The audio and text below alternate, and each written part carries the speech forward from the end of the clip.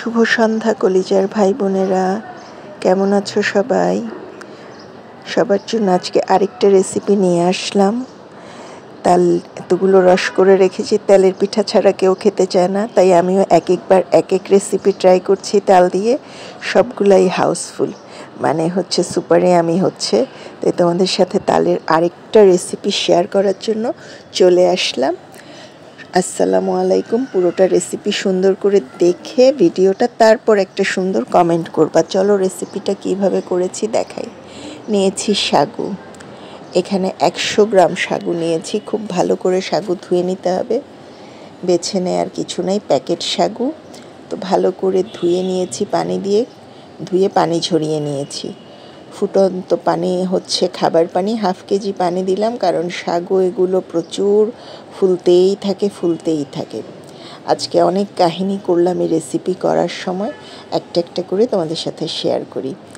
তো সাগু দিয়ে সাগু আসলে 100 গ্রামও বেশি হয়ে গেছে আমি যেটুকুন করতে চেয়েছি, কারণ এই জিনিসটা একটু লাসা পিছলা ধরনের, প্লাস হচ্ছে যখন হয়ে আসে সেদ্ধ হয়, ফুলতে থাকে। তা আমি আজকে যেটা করেছি সেটা হচ্ছে হাঁড়িটা, ফিরনির জন্য যে হাঁড়িটা ব্যবহার করছি এটা ছোট হয়ে গেছে, বাট আমিও নাছোড়বান্দা, আমি এটাতেই করব।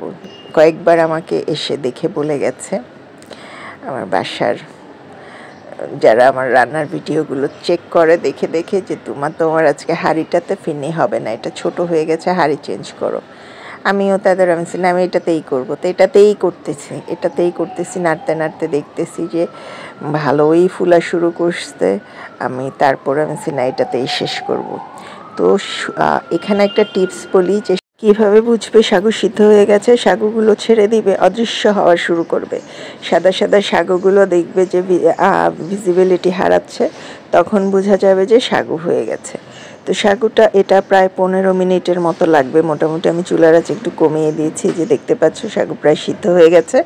এখন আমি এই পর্যায়ে দিয়ে দিব চিনিটা আমি একটু বেশি খাই মিষ্টি জাতীয় খাবারে, আমার রেসিপি যারা খেয়াল দেখো। তো এটাও আমি বলবো স্বাদ মতো। আমি 100 গ্রাম সাগুর জন্য আমি প্রায় এক পোয়ার কম, পুরো 250 দেইনি, 200 গ্রামের মতো চিনি দিয়েছি। আজকে বেশি মিষ্টি হয়েছে, আর একটু কম দিলে হতো। তো তোমরা এটা চেষ্টা করবে যে চিনিটা নিজেদের স্বাদ মতো দিতে, বেশি খেলে আমার মতো বেশি দিবে, কম খেলে কম দিবে। তো চিনি দেওয়ার পরে একটু লিকুইডিটিটা ছাড়ে। এটার সাথে তো আমি পর্যায়ক্রমে আরও অনেক কিছু মেশাবো, সেজন্য আমি একটু ভয়ে যদিও বলে ফেলেছি যে এটাই করব, তারপরে একটু ভয়ে ছিলাম।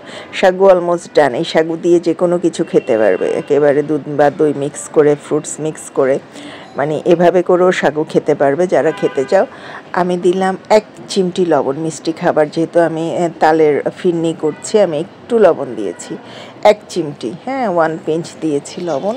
এটা তোমরা স্কিপ করতে পারো, কিন্তু মিষ্টি জাতীয় খাবারে 1 পিঞ্চ লবণ দিলে চিনিটা খোলতাই হয়। দিয়ে দিচ্ছি তালের রস এভাবে করে চাকা করে রেখেছি।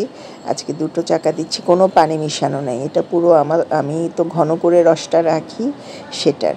এখন মনে হচ্ছে এটা দেওয়ার পরে আমি ভাবতেছিলাম, হায়রে এটা যখন খুলবে, মানে বরফটা যখন ভাঙবে, আস্তে আস্তে গলবে, তখন কি এটা ঠিকঠাক মতো আমি মানে এটা কি হবে হাঁড়ির মধ্যে, কারণ আরও কিছু মেশানোর বাকি আছে। তো এই ভয়ে নাড়াচাড়া করে রান্না করে যাচ্ছিলাম। নিচে সাগু যেহেতু নিচে লেগে যাওয়ার একটা ভয় ছিল, যেহেতু আমি আর এখন আপাতত কোনো পানি টানি কিছু মিক্স করব না। দেখো ছাড়ার পর একদম গলায় চলে আসছে। কালারটা যে কি সুপার হয়েছে, একদম মানে কুসুমের মতো, ডিমের কুসুমের মতো। সামনাসামনি ভিডিও ক্যামেরায় অতটা আসেনি, সামনে আরও চকচকা উজ্জ্বল হলুদ রঙের আসছে, সুন্দর একটা কালার আসছে, দেখতেই পাচ্ছ, ফেনা হয়েছে। এটাও ডান। এখন আমি দুধ একদম ঘন করে জাল দেওয়া দুধ, 1/2 কেজি দুধ আমি 1.5 পোয়াতে নিয়ে আসছি, 1.5 পোয়ারও কম। আমার নিয়ত ছিল পুরোটা দুধ মেশানোর জন্য, কিন্তু হাঁড়ির যা অবস্থা, একটু আমি এই জন্যই দেখেই পাশের চুলাতে ঘন করে জাল দিয়ে নিয়েছি, কারণ যতটা ঘন হব শুধু মেশাবো। আর সাগুতে তো আর যেহেতু পানি দিতে হবে না, এটা যতই মেশাবো। আর সাগু কিন্তু একটু পাতলা করে নামাবে, কারণ হচ্ছে যখন ঠান্ডা হবে লিকুইড জিনিসটা তখন কিন্তু এটা ঘন হয়ে মানে থকথকে হয়ে যাবে। এটা একটা ব্যাপার, ওই অনেকটা কর্নফ্লাওয়ারের মতোই, মানে সাগুটাও জমে যায়, জমাট হয়ে যায় ঠান্ডা হওয়ার পরে। তা আমি তো বিসমিল্লাহ আল্লাহর নাম নিয়ে নিয়ে খালি একটু একটু করে দুধ মেশাচ্ছিলাম। দুধটা হচ্ছে আরও বেশি টেস্টটা বাড়াবে। আজকে আমি কোনো রকম কিছু আর বাড়তি দেইনি, এলাচ গুঁড়ো টুড়ো কিছুই দেইনি, জাস্ট মিষ্টি মিষ্টির মতোই। যদিও আমার এই ফিন্নি জাতীয় খাবারে আমার এলাচ গুঁড়োটা আমি ভেজে গুঁড়ো করেই রাখি, আমার খুব পছন্দ, আমি দেই। আজকে আমি কিছুই দেইনি। তো তোমাদের দেখাচ্ছি, ভীষণ সুন্দর একটা গন্ধ, মিষ্টি স্মেল বের হয়েছে। মানে এত ফুড যারা পছন্দ করো যে সুন্দর খাবারের ঘ্রাণ, সুন্দর একটা ঘ্রাণ বের হয়েছে। আমার এটাও রেডি, আমি নিয়ে আসলাম টেবিলে। এখন আমি সেট করব বাটিতে, একটা বড় বাটিতে ঢেলে বাকিগুলো ছোট ছোট বাটিতে সেট করছি। তো ফিন্নিগুলো তোমরা চাইলে কোনো কিছু না থাকলে এইটুকুনি মজা, ঠান্ডা করে খেলে সেরকম পরাণ জুড়ানো। আমি কিন্তু কিছুই দেইনি, খালি দেখলে আজকে আমি সাগুর ফিন্নি করেছি। আর হচ্ছে এই কাপের মধ্যে, কাপের যে কাস্টার্ড কাপগুলো আছে এখানের মধ্যে ঢেলে দিলাম একটু ঠান্ডা হওয়ার জন্য। তো ঠান্ডা হলে পরিবেশন করব। যারা আমার রেসিপিগুলো দেখো, আমার ইউটিউব চ্যানেল আছে হেসেলের আখ্যা নামে, সাবস্ক্রাইব করলে খুশি হব। আর হচ্ছে আমার ফেসবুক পেজও আছে হেসেলের আখ্যা নামে, রান্নার পেজ, লাইক ফলো দিয়ে সঙ্গে থাকবা। রেসিপি ভালো লাগলে সুন্দর গঠনমূলক একটা কমেন্ট করবা, ভালো লাগে, উৎসাহ লাগে। হ্যাঁ, আমার পোস্টে তোমাকে পেলে তোমার পোস্টও আমাকে পাবে।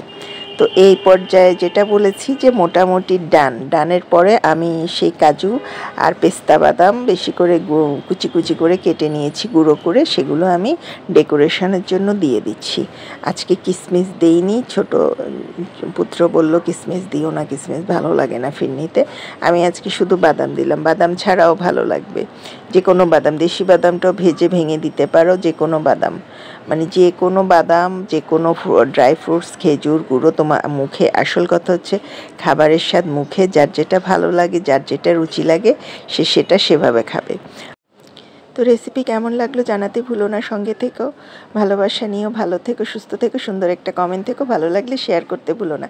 আল্লাহ হাফেজ।